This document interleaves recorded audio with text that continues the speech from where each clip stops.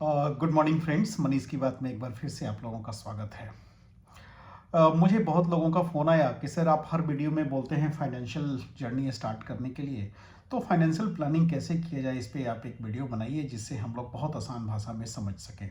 तो आज उसी टॉपिक पे आज का वीडियो बनाते हैं। चलिए स्टार्ट करते हैं।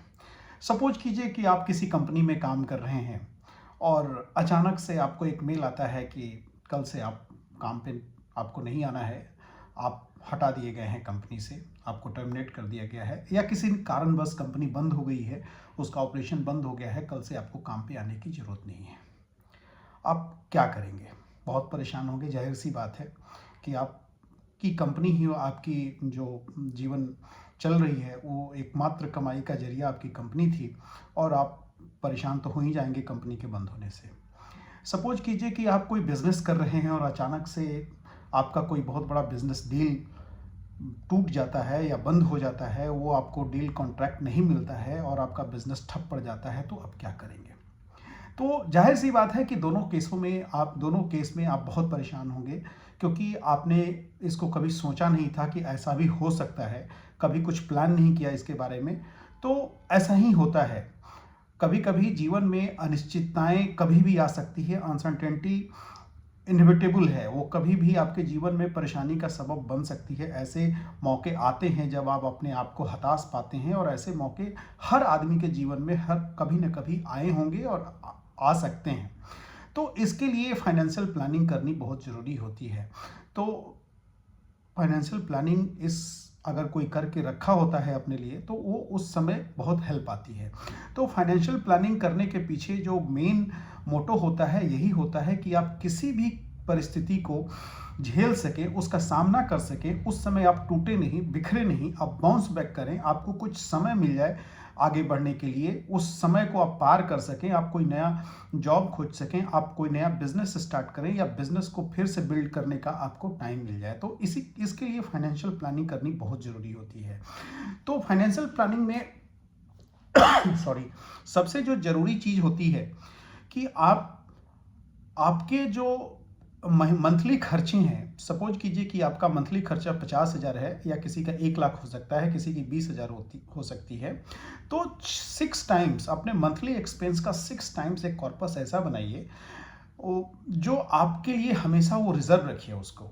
अगर किसी का 50,000 महीने का खर्चा है, तो 3 लाख का फंड जो है ना, उसको आप अपने सेविंग अकाउंट में या एफडी करके रख दीजिए कि कभी भी अगर इस तरह की अनसर्टेनिटी आपके जीवन में आती है, तो आपका 6 महीने का खर्चा आपके पास है, आपको परेशान होने की जरूरत नहीं है। तो आप उसको अच्छा से सामना कर सकेंगे और आपका मन शांत रहेगा, तो आप अच्छे डिसीजन ले पाएंगे और फिर से आगे बढ़ेंगे। दूसरी बात कि आपको अपना एक टर्म इंश्योरेंस करा के रखना बहुत ज़रूरी होता है फाइनेंशियल प्लानिंग में, क्योंकि आप अगर अकेले अपने घर के ब्रेड विनर हैं, कमाते हैं, और आपके ऊपर 3 से 4 लोग डिपेंड हैं, आपके माता पिता हैं, आपके बच्चे पढ़ने वाले हैं, तो जाहिर सी बात है आपकी वाइफ है, तो आपको अगर कुछ हो गया खुदा ना खास्ते, तो फिर आप उनका क्या होगा, आपके डिपेंडेंट का क्या होगा? तो इसके लिए एक टर्म इंश्योरेंस बहुत ज़रूरी होती है। और टर्म इंश्योरेंस अपने एनुअल इनकम का कम से कम 25 गुना कराना चाहिए, या 30 गुना कराएं तो बहुत ज़्यादा बेहतर होता है। तो एक हो गई कि 6 मंथ का आपको अपने खर्चे को एक अलग रख देना है। दूसरा हो गया कि टर्म इंश्योरेंस आपको लेना है अपने एनुअल इनकम का 25 गुना। तीसरा हो गया कि हम लोग जो मिडिल क्लास के लोग होते हैं, उनका जो अचानक जो वेल्थ सकर होता है ना, वो होता है बीमारी।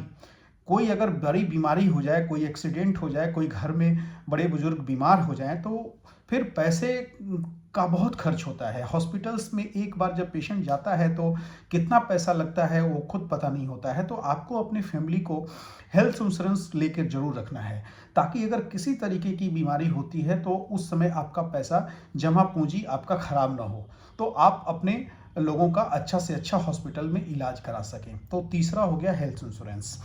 चौथा जो मोस्ट इंपॉर्टेंट चीज़ें होती हैं, जो हम लोग बहुत बाद में उसको सोचते हैं, जो आपको डे 1 में सोचना चाहिए, अपने रिटायरमेंट की प्लानिंग।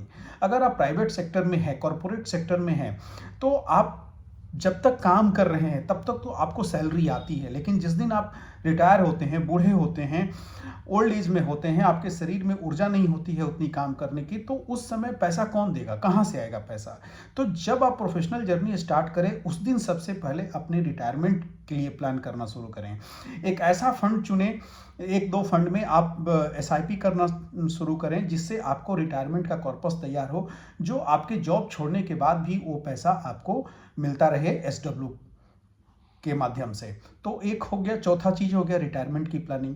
और जो पांचवी चीज है उसमें बच्चों की पढ़ाई आती है, कि आपके जो बच्चे हैं वो हायर एजुकेशन के लिए उनको आपको एक अच्छा खासा पैसा खर्च हो जाता है, जिसमें उनका पोस्ट ग्रेजुएशन हो गया, कोई अच्छा कोर्स हो गया, कहीं बाहर ही भेजना है, तो कम से कम 15-20 लाख रुपए तो इसमें खर्च हो ही जाते हैं। तो बच्चों की पढ़ाई के बारे में फंड जमा करना शुरू से ही ये ध्यान रखना है। और अगर इससे ज़्यादा आप करना चाहते हैं तो आप उनके शादी के लिए भी एक अलग कॉर्पस तैयार कर सकते हैं, क्योंकि हम मिडिल क्लास वाले लोगों का जो मेजर खर्चा होता है बच्चों की पढ़ाई, शादी और हेल्थ बीमारी में। तो ये 3 चीज़ अगर आप ध्यान रख लिए, और सबसे पहले अपने आप को रखना है, रिटायरमेंट की प्लानिंग करनी जरूरी है, तो ये 6 चीज़ अगर आपके दिमाग में हो तो आपका कहा जाएगा कि आपने फाइनेंशियल प्लानिंग अच्छे से करी है। तो हर चीज़ के लिए गोल ओरिएंटेड आपकी फाइनेंशियल प्लानिंग होनी चाहिए। मान लीजिए कि आपके बच्चे बड़े हैं, अभी 10th 11th में पढ़ रहे हैं या 5वीं 6ठी में पढ़ रहे हैं, तो उनका जो पैसा मेजर खर्च होगा 10 साल के बाद होगा। अगर 5वीं क्लास में पढ़ रहे हैं तो 10 साल 12 साल के बाद होगा। अगर 12वीं में है तो 2-3 साल के अंदर ही उनको ज़्यादा पैसा लगेगा। तो गोल के हिसाब से आप फंड को चुनिए और उस हिसाब से इन्वेस्टमेंट करना शुरू कीजिए। आप अगर रिटायरमेंट का प्लान कर रहे हैं तो जाहिर सी बात है कि आपका होराइजन बड़ा है 30 से 40 साल का, तो उसके लिए ऐसा फंड चुनिए जो आपको लॉन्ग टर्म में अच्छा रिटर्न दे। आपको अपने बच्चों की शादी के लिए इन्वेस्ट करना है तो उसके लिए अलग फंड चुनिए, जो आपको लंबा समय मिल रहा है आपको, तो उसके लिए अलग से तैयारी कीजिए। तो मेरा कहने का मतलब है कि जिस फंड में आप उसके हिसाब से पैसा डालिए जब उसकी ज़रूरत हो। रिटायरमेंट का फंड अलग होगा, जाहिर सी बात है कि लंबा होराइजन होगा, बच्चों की पढ़ाई नज़दीक है तो उसके लिए आपको अलग फंड चुनना होगा।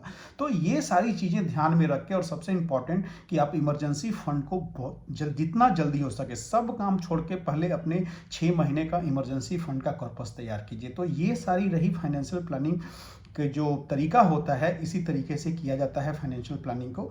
तो आप लोगों को अगर कुछ हमसे जानना होगा कि हम अपने बच्चों की पढ़ाई के लिए कौन सा फंड चुन सकते हैं, रिटायरमेंट का प्लानिंग कैसे कर सकते हैं, शादी के लिए प्लानिंग कैसे कर सकते हैं, हेल्थ इंश्योरेंस और टर्म इंश्योरेंस के लिए तो कोई प्लानिंग करने की ज़रूरत नहीं है। किसी भी अच्छे कंपनी का आप टर्म इंश्योरेंस और हेल्थ इंश्योरेंस ले सकते हैं, तो वो कोई बड़ी बात नहीं है। हाँ, हेल्थ इंश्योरेंस में एक चीज़ का ध्यान रखें कि एक्सीडेंटल कवरेज ज़रूर होना चाहिए, तो वो चीज़ ध्यान में रखें कि उसका कंपनी का जो क्लेम सेटलमेंट रेशियो हो वो बहुत अच्छा होना चाहिए। तो इन सब छोटी छोटी बातों को ध्यान में अगर आप रखेंगे तो आपकी फाइनेंशियल प्लानिंग बहुत अच्छी हो जाएगी।